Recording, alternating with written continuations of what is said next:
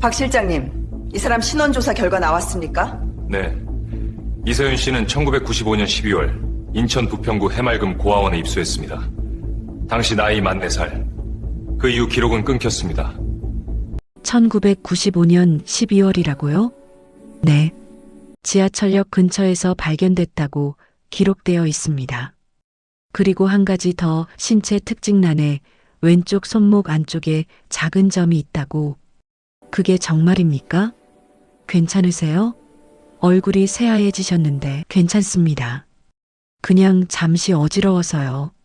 손에 들린 서류가 바들바들 떨리고 있었습니다.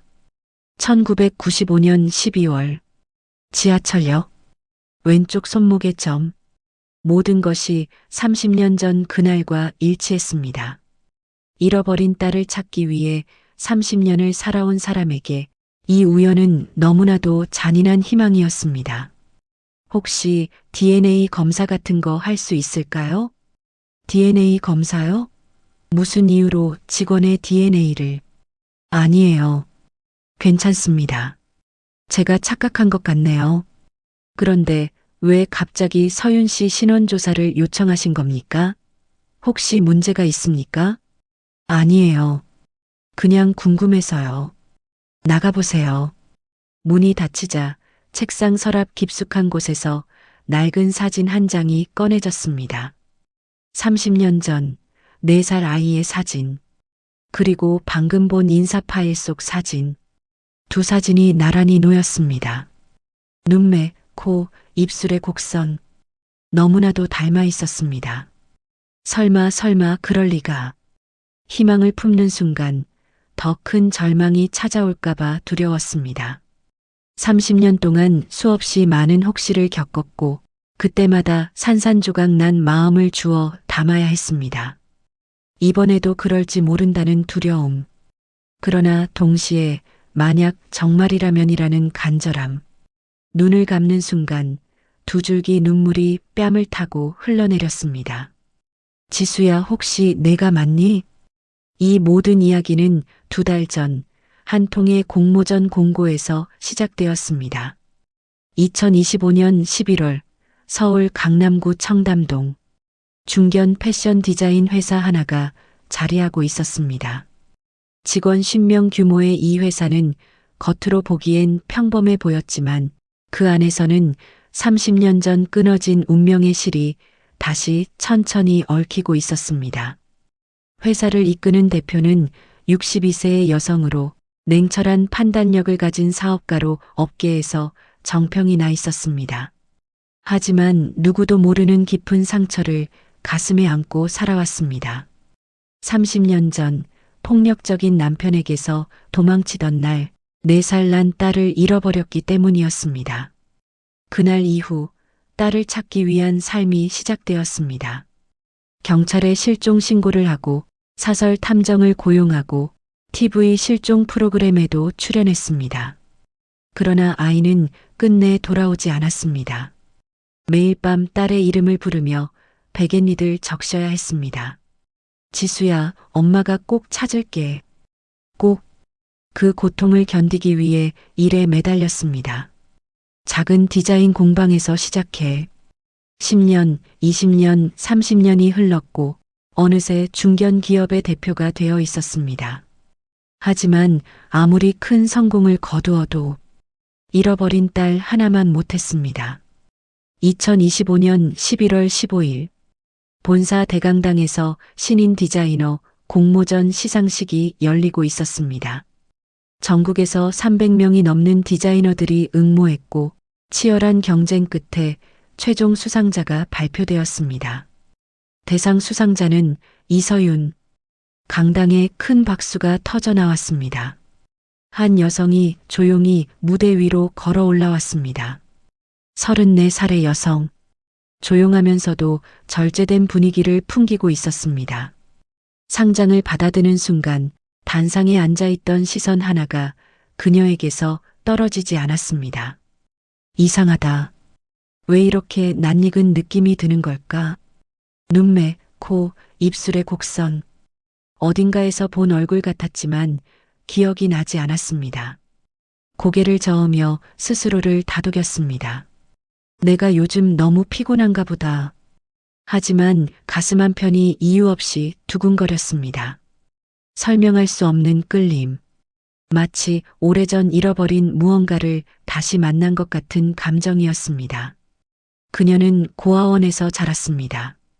가장 오래된 기억은 낯선 여자의 손을 잡고 커다란 회색 건물 안으로 들어가던 순간이었습니다. 이름이 뭐니? 몇 살이야? 겁에 질려 아무 말도 하지 못했습니다. 엄마가 어디로 갔는지도 알 수 없었습니다. 낡은 옷 주머니에서 작은 쪽지 하나가 발견됐고 그 위에는 삐뚤삐뚤한 글씨로 이름 하나만 적혀 있었습니다. 이름은 서윤이구나. 그럼 성은 어떻게 지어줄까? 그렇게 새로운 이름으로 고아원 생활이 시작됐고 30년이 흘렀습니다. 입양되지 못한 채 성인이 되었고 독학으로 디자인을 배웠습니다. 프리랜서로 근근히 버티다. 이번 공모전에 마지막 희망을 걸었습니다. 대상을 받으신 걸 진심으로 축하드립니다. 그리고 정식 입사도 환영합니다. 악수를 건네는 손을 붙잡는 순간 가슴 한편에서 묘한 감정이 올라왔습니다. 따뜻한 손의 감촉, 부드러운 목소리, 어딘가 익숙한 느낌. 하지만 고개를 저었습니다. 가장 위험한 환상이라는 걸 알고 있었기 때문입니다. 언젠가 진짜 부모가 나타날 거라는 기대. 그냥 착각이야. 긴장해서 그런 거야. 일주일 후 첫 출근 날이 찾아왔습니다. 새 책상 앞에 앉아 설레는 마음으로 하루를 시작했습니다. 고아원을 나온 뒤 이렇게 제대로 된 회사에 들어온 것은 처음이었습니다. 안녕하세요. 잘 부탁드립니다. 주변에서 인사가 이어졌습니다. 그중 한 여성이 다가왔습니다. 이 회사에서 10년을 버텨온 베테랑이었습니다. 공모전 대상 받으신 분이시죠? 앞으로 같은 팀에서 일하게 될 거예요. 고개를 숙여 인사를 건네는 순간 차가운 시선이 스쳤습니다. 잘 부탁드립니다. 그 뒤로 한 젊은 여성이 다가왔습니다. 겉으로는 웃고 있었지만 눈빛 깊은 곳에는 질투가 숨어 있었습니다. 저는 주니어 디자이너예요. 왜 고아 출신 주제에 나보다 잘해? 왜 내가 밀려야 하지? 겉으로는 친절했지만 속으로는 이미 경계가 시작되고 있었습니다. 그 옆에서 모든 걸 지켜보는 시선 역시 같았습니다. 이렇게 첫 출근 날 보이지 않는 감정들이 서서히 움직이기 시작했지만 그 사실을 모른 채 새로운 시작을 꿈꾸고 있었습니다. 1995년 겨울 서울 노원구의 낡은 다세대 주택에서 한 여인이 숨을 죽이고 있었습니다. 당시 32살이었던 그녀는 4살 난 딸의 손을 꼭 잡고 남편이 술에 취해 잠든 틈을 타 집을 나설 준비를 하고 있었습니다. 지수야, 조용히 해야 돼. 아빠 깨면 안 돼. 그녀는 딸에게 속삭이며 작은 가방 하나만 들었습니다. 그 안에는 통장과 도장, 그리고 딸의 옷 몇 벌만 들어 있었습니다. 더 많이 챙기고 싶었지만 짐이 많으면 남편이 눈치챌 것 같았습니다. 남편은 처음부터 폭력적인 사람이 아니었습니다. 결혼 초에는 성실한 직장인이었고 아내를 아껴주던 다정한 남자였습니다. 하지만 사업 실패 이후 술에 의지하기 시작했고 술버릇이 점점 거칠어지더니 급기야 아내와 딸에게까지 손을 들기 시작했습니다. 엄마, 무서워. 떨리는 목소리가 들렸고 그녀는 딸을 꼭 안아주었습니다. 딸의 왼쪽 손목 안쪽에는 작은 점이 있었는데 태어날 때부터 있던 점이었습니다. 그 점에 입을 맞추며 다짐했습니다. 이제 다시는 이 아이가 무서워하지 않게 해주겠어. 새벽 5시 그녀는 조심스럽게 현관문을 열었습니다. 삐걱거리는 소리가 날까봐 천천히, 아주 천천히 문을 당겼습니다. 그리고 마침내 밖으로 나왔을 때 차가운 겨울 공기가 두 사람의 얼굴을 때렸습니다. 엄마, 춥다. 조금만 참아. 따뜻한데 금방 갈 거야. 그녀는 지하철역으로 향했습니다. 당시는 지금처럼 CCTV가 많지 않았고 휴대전화도 흔하지 않던 시절이었습니다. 친정 언니에게 먼저 연락하기로 마음먹었습니다. 언니 집에 며칠만 숨어 있으면 이혼 서류를 준비할 수 있을 것 같았습니다. 지하철역 공중전화 부스 앞에 도착했습니다. 가방에서 동전을 꺼내려고 가방을 내려놓았는데 바로 그 순간이었습니다. 엄마, 나 화장실. 지금 조금만 참을 수 있어? 급해. 그녀는 당황했습니다. 공중전화 바로 옆에 작은 편의점이 보였고 그 안에 화장실이 있을 것 같았습니다. 아저씨, 화장실 좀 쓸 수 있을까요? 안쪽에 있어요. 그녀는 아이의 손을 잡고 화장실로 향했습니다. 좁은 화장실 안에서 아이가 이를 보는 동안 그녀는 밖에서 기다렸습니다. 그런데 그때 편의점 문이 열리며 누군가 큰 소리로 떠들며 들어왔습니다. 야, 소주 한 박스만 줘. 그 목소리를 듣는 순간 그녀의 온몸이 얼어붙었습니다. 남편의 친구 목소리였습니다. 남편이 술 마실 때 자주 함께 어울리던 사람이었습니다. 들키면 안 돼. 저 사람이 날 보면 남편한테 바로 말할 거야. 그녀는 화장실 안으로 몸을 숨기며 아이를 재촉했습니다. 지수야, 빨리 해. 아직 안 나와. 그녀는 초조하게 밖을 엿보았습니다. 다행히 그 남자는 계산을 하고 곧 나가는 것 같았습니다. 하지만 문제는 그 다음이었습니다. 편의점 주인이 큰 소리로 말했습니다. 아니, 화장실에 누가 있나? 가슴이 철렁 내려앉았습니다. 이 시간에 여가 편의점 화장실을 쓰는 사람은 거의 없었고 주인이 이상하게 생각한 것 같았습니다. 제가 있어요. 얼른 대답했지만 이미 그 목소리를 들은 남편 친구가 화장실 쪽으로 고개를 돌렸습니다. 지영이 아니야? 끝났다고 생각했습니다. 하지만 그 순간 그녀는 재빨리 결정을 내렸습니다. 화장실 문을 박차고 나가 아이의 손을 잡고 뛰기 시작했습니다. 야, 거기서.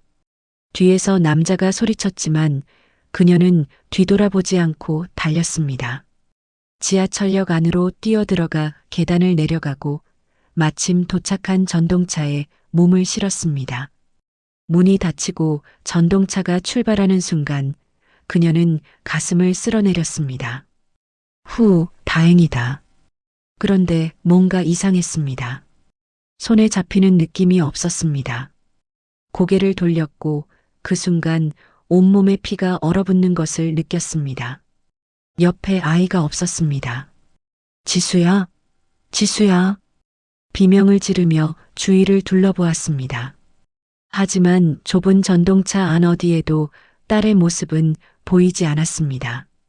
그제야 깨달았습니다. 뛰어들어올 때 아이의 손을 놓쳤던 것입니다. 안 돼, 안 돼. 다음 역에서 뛰쳐나와 다시 반대편 전동차를 탔습니다. 그리고 원래 역으로 돌아왔지만 이미 30분이 지나 있었습니다. 역 주변을 미친 듯이 뛰어다니며 딸을 찾았지만 아이는 어디에도 없었습니다. 지수야, 엄마 여기 있어. 지수야. 절규가 새벽 거리에 메아리 쳤지만 대답은 돌아오지 않았습니다. 그렇게 그녀는 4살 난 딸을 잃어버렸고 그날 이후 30년 동안 딸을 찾아 헤매게 되었습니다. 그 악몽 같던 기억은 지금도 가슴을 애는 듯이 아프게 했습니다. 밤마다 꿈에 나타나는 4살 아이의 얼굴, 엄마를 찾으며 울던 그 목소리가 30년이 지난 지금도 귓가에 생생했습니다. 그래서 그녀는 회사를 키우면서도 단 한 번도 딸 찾기를 포기하지 않았습니다. 매년 경찰서를 찾아가 실종 기록이 남아 있는지 확인했고 혹시라도 딸이 자신을 찾을까봐 연락처 하나 바꾸지 않았습니다. 언젠가는 다시 만날 수 있겠지. 꼭 만날 거야. 그녀는 오늘도 그렇게 스스로를 다독이며 회사로 향했고 그곳에서 신입 디자이너 이서윤과 마주쳤습니다. 알지 못했습니다. 그 여자가 자신이 30년 동안 찾아 헤매던 딸이라는 사실을. 입사 첫 주 서윤은 적응하느라 정신없는 나날을 보냈습니다. 다행히 동료들은 대체로 친절했고 업무도 기대했던 것보다 흥미로웠습니다. 하지만 한 가지 신경 쓰이는 것이 있었다면 바로 김미경 과장과 그녀의 딸 김하늘의 시선이었습니다. 서윤 씨, 이 자료 좀 정리해 줄 수 있어요? 급한 거라서요. 서류 뭉치가 책상 위에 내려앉았습니다. 분명 다른 직원들에게도 부탁할 수 있는 일이었지만 유독 서윤에게만 이런 잡무가 자주 떨어졌습니다. 네, 알겠습니다. 서윤은 묵묵히 받아들였습니다. 신입이 이런 일을 하는 건 당연하다고 생각했고 오히려 빨리 인정받기 위해서라도 성실하게 해내고 싶었습니다. 하지만 옆자리의 하늘은 그런 서윤을 보며 비웃는 듯한 표정을 지었습니다. 공모전에서 대상 받았다고 뭐가 대단한 줄 아나 봐. 여기서는 신입일 뿐인데. 하늘은 속으로 중얼거리며 커피를 마셨습니다. 사실 하늘은 입사한 지 3년이 되었지만 실력으로는 인정받지 못하고 있었습니다. 엄마 덕분에 들어온 거라는 소문도 있었고 실제로 디자인 감각도 뛰어나지 않았습니다. 그런 하늘에게 서윤의 등장은 위협이었습니다. 대표가 서윤을 보는 눈빛부터 달랐고 입사 첫 주임에도 팀장이 서윤에게 작은 프로젝트를 맡기려는 움직임까지 보였습니다. 엄마, 저 여자 때문에 나 완전히 묻히는 것 같아. 점심시간 두 사람은 카페에 앉아 불평을 쏟아냈습니다. 하늘아, 괜찮아. 엄마가 있잖아. 싱글맘으로 딸을 혼자 키우면서 얼마나 고생했는지 그 고생을 생각하면 딸이 이 회사에서 자리 잡는 것만큼 중요한 일은 없었습니다. 그래도 저 여자 대표님이 너무 챙겨주는 것 같지 않아? 그러게. 나도 그게 좀 이상해.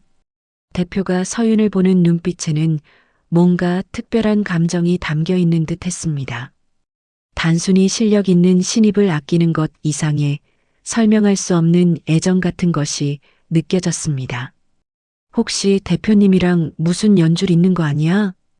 에이, 설마. 고아원 출신인데 무슨 연줄이 있겠어. 말로는 고개를 끄덕였지만 마음 한편에 불안감이 자리 잡았습니다. 서윤이 계속 주목받으면 딸은 영원히 그늘에 가려질 것 같았습니다. 한편 대표는 자신도 모르게 서윤에게 자꾸 눈길이 갔습니다. 회의 시간에도 복도에서 마주칠 때도 심지어 CCTV 화면으로 디자인팀을 볼 때조차 서윤의 모습을 찾고 있는 자신을 발견하곤 했습니다. 도대체 왜 이러는 거지? 나한테 무슨 일이 일어난 거야? 그저 실력 있는 신입 직원일 뿐인데 왜 이렇게 마음이 끌리는지 알 수 없었습니다. 잃어버린 딸과 나이가 비슷해서 그런가 생각해봤지만 그것만으로는 설명되지 않았습니다. 다음 주 프레젠테이션 자료 준비는 누구한테 맡기실 건가요? 이서윤 씨한테 기회를 줘볼까 합니다. 신입한테요? 아직 입사한 지 일주일밖에 안 됐는데. 괜찮아요. 공모전 대상작을 보니까 충분히 할 수 있을 것 같더라고요. 물론 김 과장님이 옆에서 서포트해 주시면 되고요. 결정은 곧 팀의 작은 파장을 일으켰습니다. 뭐? 신입한테 그 프로젝트를 맡긴다고? 분노로 얼굴이 새빨개졌습니다. 원래 자신이 맡고 싶었던 프로젝트였고 성공하면 승진 심사에 큰 도움이 될 거라고 믿고 있었습니다. 엄마, 이거 말도 안 되지 않아? 내가 3년 차인데 신입한테 밀린다는 게 말이 돼? 하늘아, 진정해. 엄마가 얘기해 볼게. 하지만 건의는 단호하게 막혔습니다. 저는 실력으로 평가합니다. 연차가 아니라요. 하지만 신입이 아직 회사 시스템에 익숙하지 않은데 그래서 도와주시라는 거잖아요. 실력은 이미 증명됐고 저는 잠재력을 믿어보고 싶습니다. 그 어조에는 타협의 여지가 없었습니다. 복도를 걸으며 얼굴은 점점 굳어졌습니다. 대체 저 여자가 뭐길래 이렇게까지 밀어주는 거야? 서유는 생각지도 못한 기회에 설레면서도 부담감을 느꼈습니다. 실패하면 바로 낙인 찍힐 수 있는 순간이었습니다. 할 수 있어. 나는 할 수 있어. 밤늦게까지 회사에 남아 자료를 준비했습니다. 늘 남들보다 더 노력해야 한다고 배워왔고 실제로 그렇게 살아왔습니다. 그날 밤 자료를 정리하고 있을 때 복도에서 인기척이 들렸습니다. 대표가 서류를 들고 지나가다가 불이 켜진 디자인팀을 발견하고 들여다보고 있었습니다. 아, 대표님. 아직도 이래요? 벌써 10시가 넘었는데. 네, 다음 주 프레젠테이션 준비하고 있어서요. 대표는 책상으로 다가와 모니터 화면을 들여다보았습니다. 정성스럽게 만든 시안들이 펼쳐져 있었습니다. 잘하고 있네요.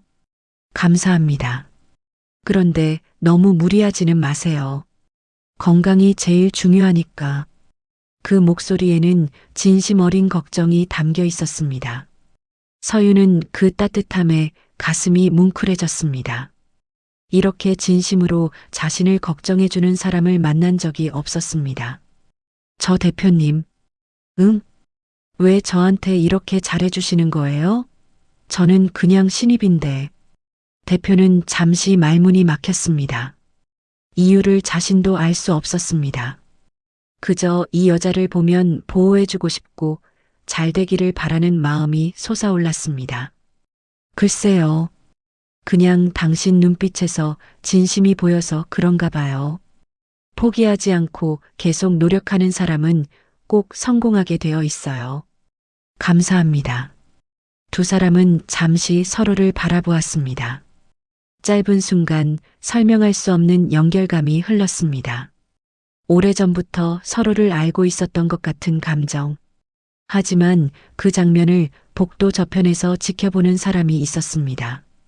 서류를 가지러 회사로 돌아왔다가 목격한 사람이었습니다. 뭐야, 저게. 대표님이 저렇게 다정하게 말하는 거 처음 봐. 손에 든 서류가 구겨질 정도로 주먹에 힘이 들어갔습니다. 질투심이 활활 타올랐고 결국 결심했습니다. 저 여자 반드시 이 회사에서 쫓아내야 해. 서윤이 입사한 지 한 달이 지났을 무렵 회사에는 중요한 프로젝트가 들어왔습니다. 국내 유명 명품 브랜드와의 콜라보레이션 작업이었습니다. 성공하면 회사 이미지가 크게 올라갈 기회였습니다. 이번 프로젝트는 정말 중요합니다.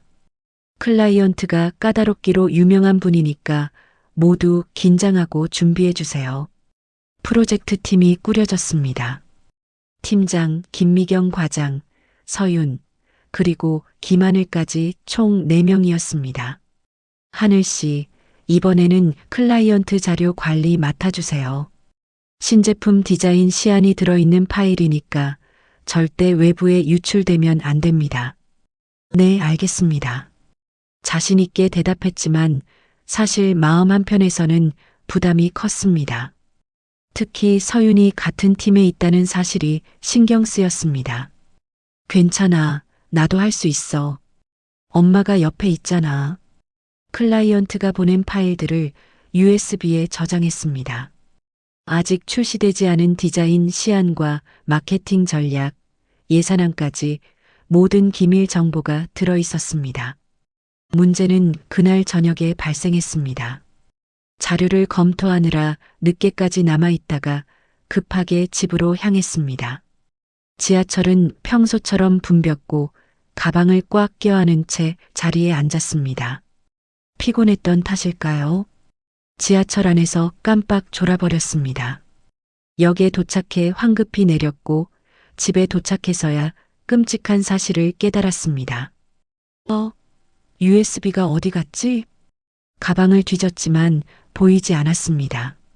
주머니를 뒤져도 옷을 털어봐도 없었습니다. 얼굴이 새하얘졌습니다. 안 돼, 안 돼. 다시 역으로 돌아가 분실물 센터에 문의했지만 신고된 USB는 없다는 대답뿐이었습니다. 그날 밤 한숨도 자지 못했습니다. 어떡하지? 대표님한테 말씀드려야 하나? 아니야, 그러면 나 바로 잘릴 거야. 이불을 뒤집어 쓰고 울었습니다. 그리고 다음 날 아침 결국 엄마에게 전화를 걸었습니다.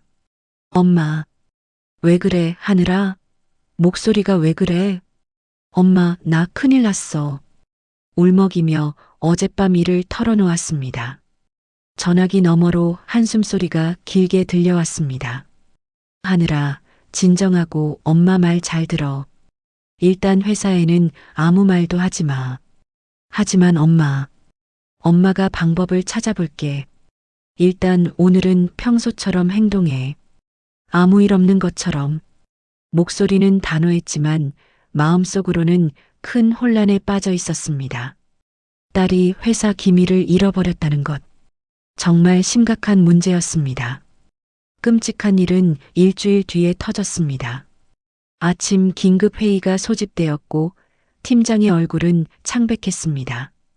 큰일 났습니다. 경쟁사에서 우리 클라이언트와 똑같은 디자인의 신제품을 발표한다고 합니다. 뭐라고요? 회의실이 술렁거렸습니다. 대표의 표정이 굳어졌습니다. 그게 무슨 말이에요? 자료는 철저하게 보안 관리했는데 누군가 유출시킨 것 같습니다. 순간 모든 시선이 팀원들에게 쏠렸습니다. 하늘은 식은땀을 흘리며 고개를 숙였습니다. 당장 내부조사 들어갑니다. IT팀에 연락해서 모든 팀원의 컴퓨터 로그를 확인하세요. 네. 회의가 끝나고 복도로 나온 하늘은 다리에 힘이 풀려 벽에 기댔습니다. 그때 엄마가 다가와 손을 꽉 잡았습니다.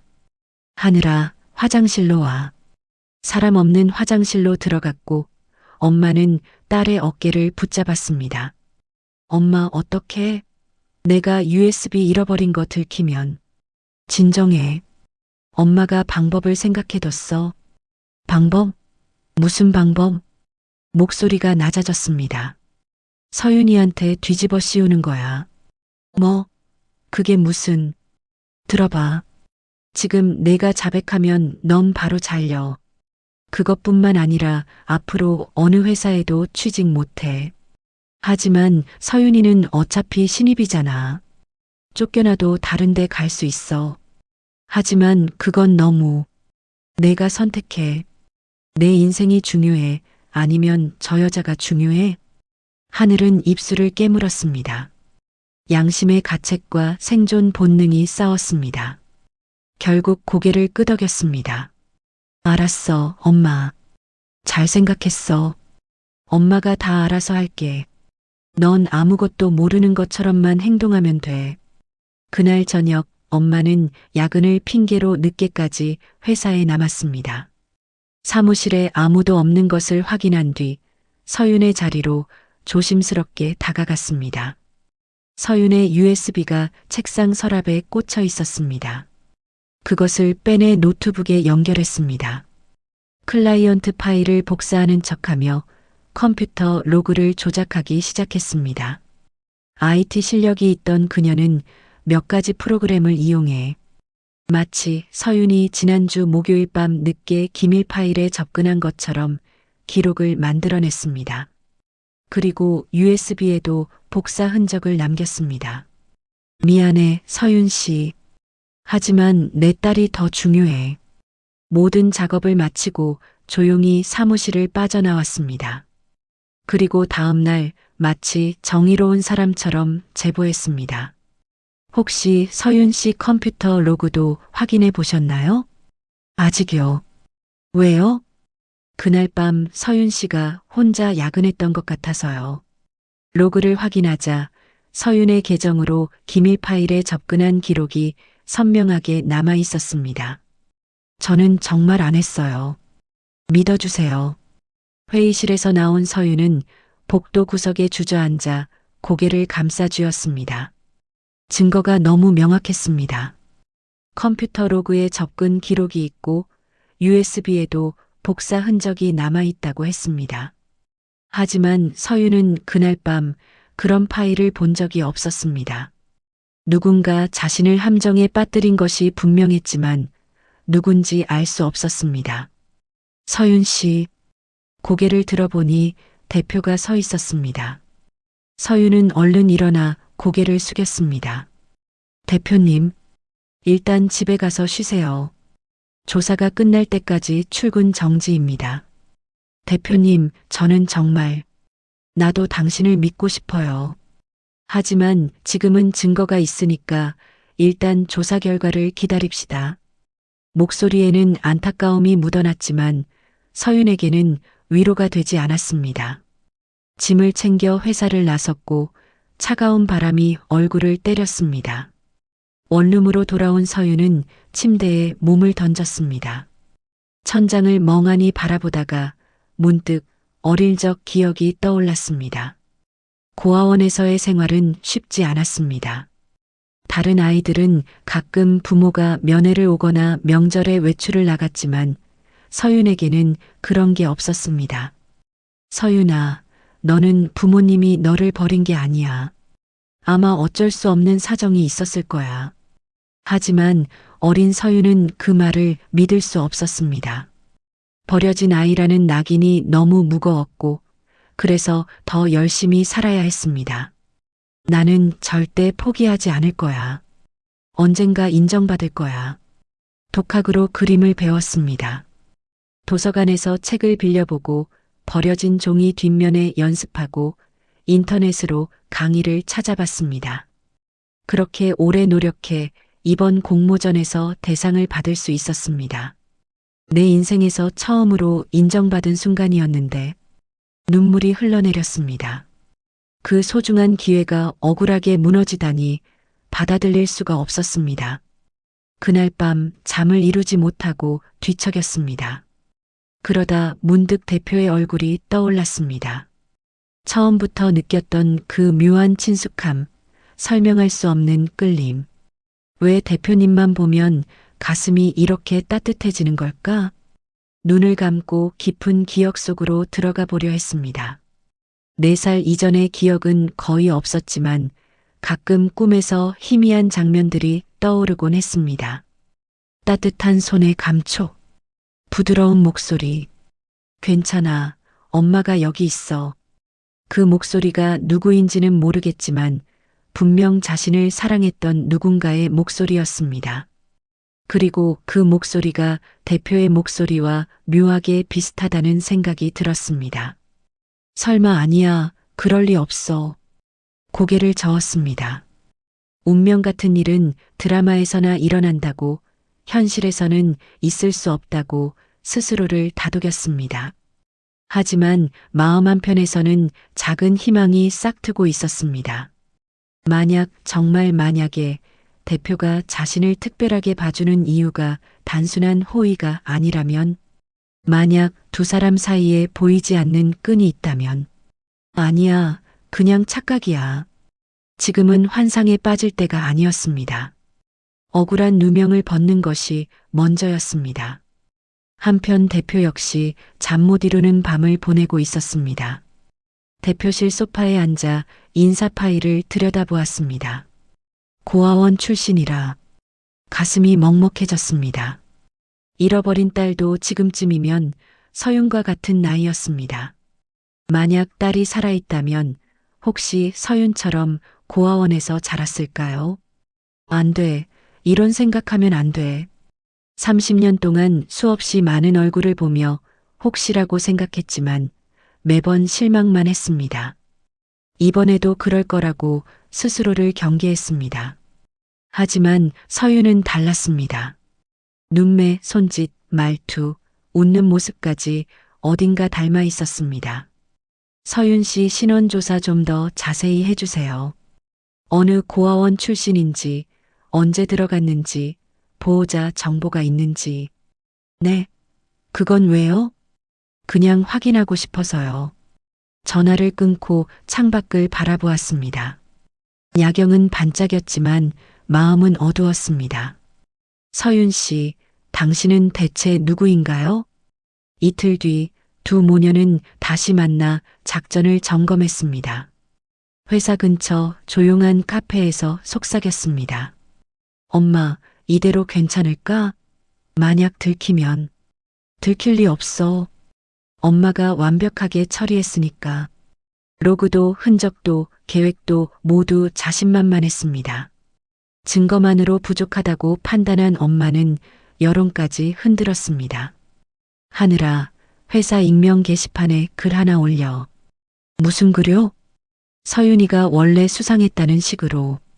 대표님한테 잘 보이려고 이상하게 굴었다든지, 혼자 야근 많이 했다든지. 그건 너무 노골적인 거 아니에요? 괜찮아. 익명이잖아. 그리고 사람들은 이런 소문 좋아해. 결국 글이 올라갔고 댓글들이 달리기 시작했습니다. 소문은 빠르게 퍼졌고 시선은 싸늘해졌습니다.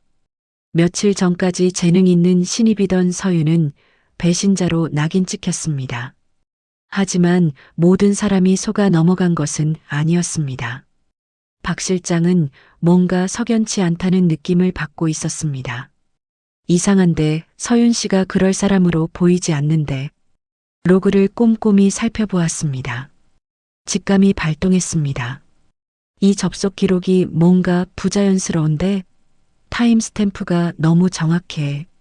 IT팀에 다시 확인을 요청했습니다. 조작이요? 글쎄요, 한번 정밀 분석해 볼게요. 그 시각 대표는 중대한 결정을 앞두고 고민하고 있었습니다.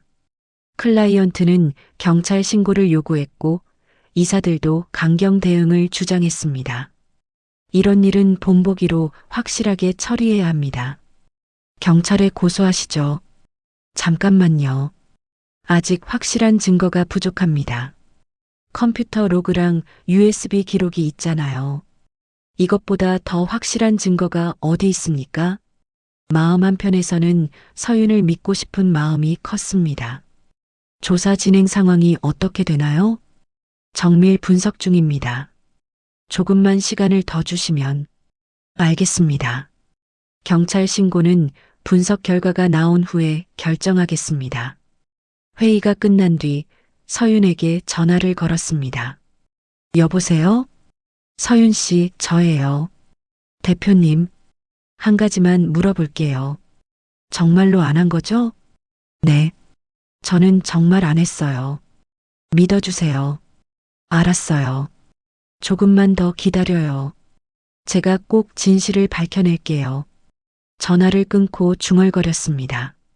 내 직감은 틀린 적이 없어. 서윤 씨는 무고해. 한편 하늘은 점점 불안해지고 있었습니다. 여론이 서윤에게 불리해질수록 죄책감이 더 커졌습니다. 내가 지금 뭐 하는 거지? 죄 없는 사람을 이렇게까지. 밤마다 서윤의 얼굴이 떠올랐습니다. 엄마, 나 이거 못하겠어. 뭘 못해? 서윤 언니, 너무 불쌍해. 우리가 한 짓이 너무 나쁜 것 같아. 손을 꽉 잡았습니다. 지금 물러서면 우리 둘 다 끝이야. 너 감옥 가고 싶어? 엄마도 공범으로 잡혀가고 싶어? 하지만 이미 시작한 거야. 끝까지 가는 수밖에 없어. 울먹이며 고개를 끄덕였지만 불안은 점점 커져만 갔습니다.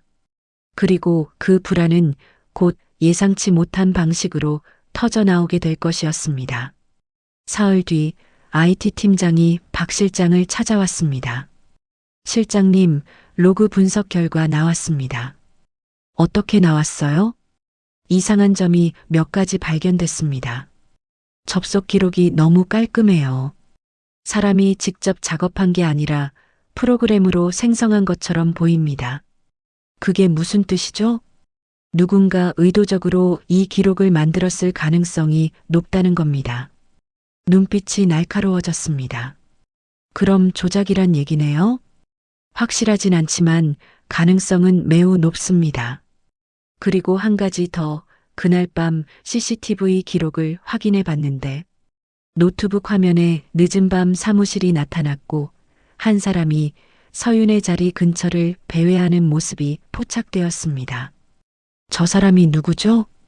김미경 과장입니다. 퍼즐이 맞춰지기 시작했습니다. 대표님께 보고 드려야겠습니다. 같은 시각 대표는 별도로 진행하던 조사 결과를 받아들었습니다. 이서윤 씨는 1991년생으로 인천 부평구 소재 해맑음 고아원 출신입니다. 언제 들어갔나요? 1995년 12월로 기록되어 있습니다. 당시 나이가 만 4세였고요. 심장이 쿵쾅거렸습니다. 1995년 12월. 그것은 딸을 잃어버린 시기였습니다. 더 자세한 기록은 없나요? 어떻게 오게 됐는지. 기록에는 지하철역 근처에서 발견됨이라고만 적혀 있습니다. 보호자 정보는 없고요. 숨이 막혔습니다. 지하철역. 바로 손을 놓쳤던 그곳.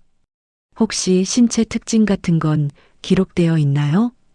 왼쪽 손목 안쪽에 작은 점이 있다고 기록되어 있습니다. 그 순간 눈앞이 하얘졌습니다. 왼쪽 손목 안쪽의 점. 태어날 때부터 있던 바로 그 점. 괜찮으세요? 얼굴이 새하얘지셨는데. 아니에요. 괜찮아요. 떨리는 손으로 인사 파일을 펼쳤습니다. 사진 속 얼굴을 들여다보았습니다. 그리고 서랍에서 오래된 사진을 꺼냈습니다. 30년 전 4살 아이의 사진. 두 사진을 나란히 놓고 비교했습니다. 눈매, 코, 입술, 눈썹의 각도까지. 닮았어, 너무 닮았어. 눈물이 흘러내렸습니다. 30년을 찾아 헤매던 딸이 바로 눈앞에 있었던 것입니다.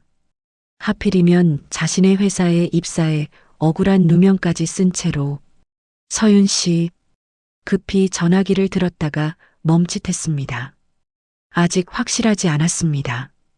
DNA 검사가 필요했습니다. 무엇보다 먼저 누명부터 벗겨줘야 했습니다. 그때 박 실장이 급히 들어왔습니다. 대표님, 큰일 났습니다. 무슨 일이에요? 노트북에 CCTV 영상이 재생되었습니다. 김미경이 서윤의 자리를 배회하는 모습, 그리고 분석 결과까지. 로그가 조작되었을 가능성이 높습니다. 김 과장이 그날 밤 서윤 씨 자리 근처에 있었고요. 표정이 굳어졌습니다. 분노가 치밀었지만 동시에 안도감도 느껴졌습니다. 김 과장 당장 불러오세요. 그리고 하늘 씨도요. 10분 뒤 두 사람이 들어왔습니다. 불안한 표정이었습니다. 앉으세요. 차가운 목소리에 조심스럽게 자리에 앉았습니다. 지난주 목요일 밤 야근하셨죠? 네. 그때 뭐 하셨어요? 그냥 밀린 업무 정리했습니다. 그래요? 그럼 이 영상 좀 보시죠. 화면에는 서윤의 자리로 가는 모습이 선명했습니다. 얼굴이 창백해졌습니다. 이게 무슨. 분석 결과 로그는 조작된 것으로 밝혀졌습니다. 그리고 유일하게 그날 밤 서윤 씨 자리에 접근한 사람은 당신이에요. 아니에요. 저는 그냥. 하늘 씨. 시선이 하늘에게 향했습니다. 당신도 뭔가 아는 게 있죠? 지금 말하면 선처하겠습니다. 입술이 떨렸습니다. 죄책감이 터져나왔습니다. 젖어요. 하늘아. 입 다물어. 하지만 더는 참을 수 없었습니다. 제가 USB를 잃어버렸어요. 뭐?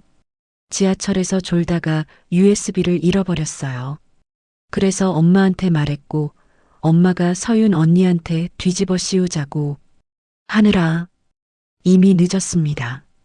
하늘은 울먹이며 모든 것을 털어놓았습니다.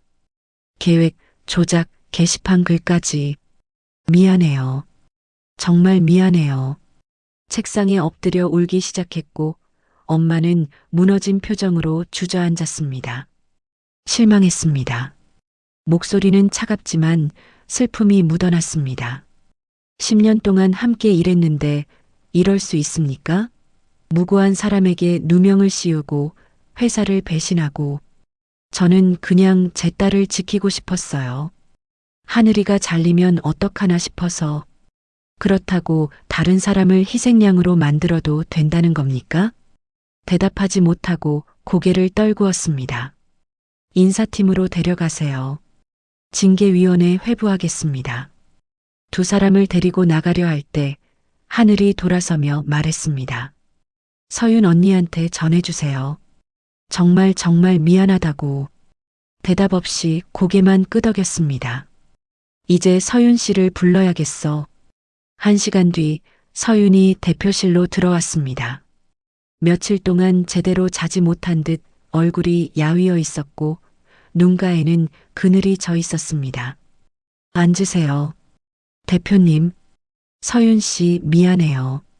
당신을 의심해서 눈물이 터질 것 같았지만 꾹 참았습니다. 진실이 밝혀졌어요. 두 사람이 자백했습니다. 당신은 완전히 무고해요. 정말 정말이에요? 네. 당신은 아무 잘못이 없어요. 그제야 안도의 한숨이 나왔습니다. 내일부터 다시 출근하세요. 그리고 잠시 망설이다가 말을 이었습니다. 제가 한 가지 물어봐도 될까요? 네. 혹시 왼쪽 손목 안쪽에 작은 점 있어요? 깜짝 놀라 손목을 내려다보았습니다. 어떻게 하셨어요?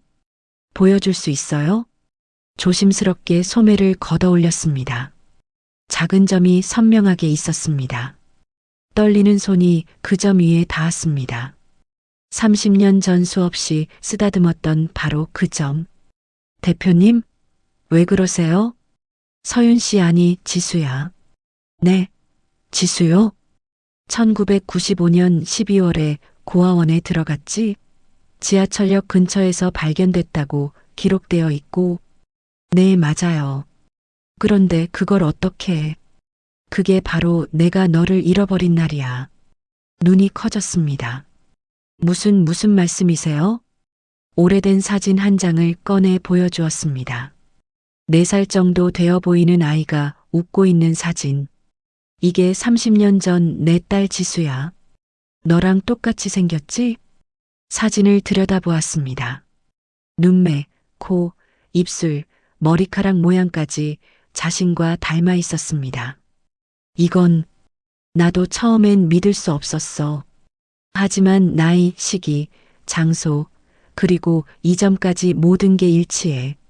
손을 꽉 잡았습니다. DNA 검사를 해봐야 확실하겠지만 내 직감은 틀린 적이 없어. 너는 내 딸이야. 30년 동안 찾아 헤매던 내 지수야. 서윤은 믿을 수 없다는 표정으로 바라보았습니다.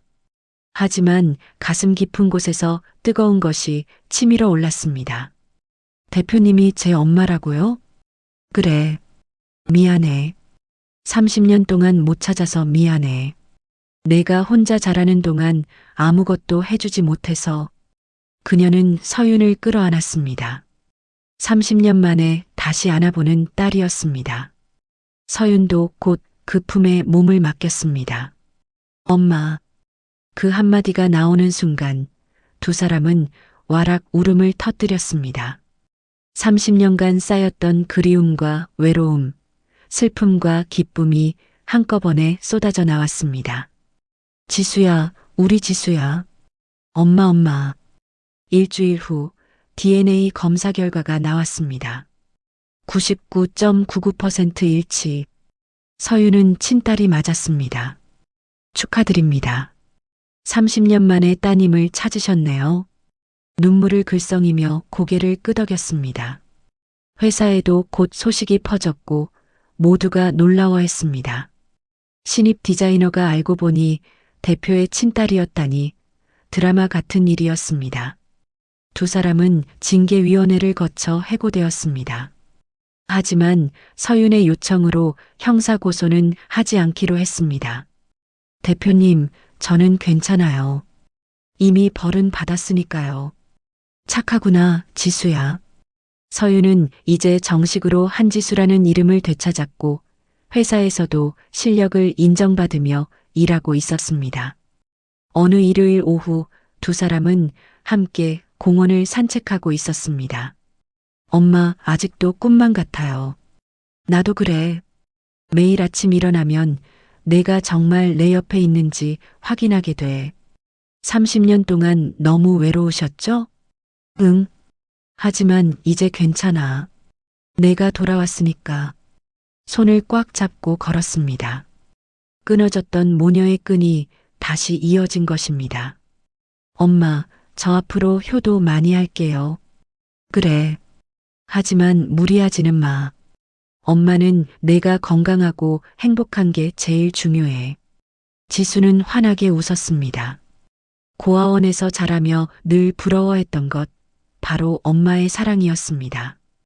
이제 그 사랑을 마음껏 받을 수 있게 되었습니다. 혹시 아직도 의문인 게 있어요? 그날 왜 저랑 헤어지게 된 거예요? 잠시 말을 멈추고 과거를 회상했습니다. 그날 엄마가 아빠한테서 도망치고 있었어. 아빠가 폭력적으로 변해서 너를 지키기 위해 도망쳤는데 지하철역에서 내 손을 놓쳤어.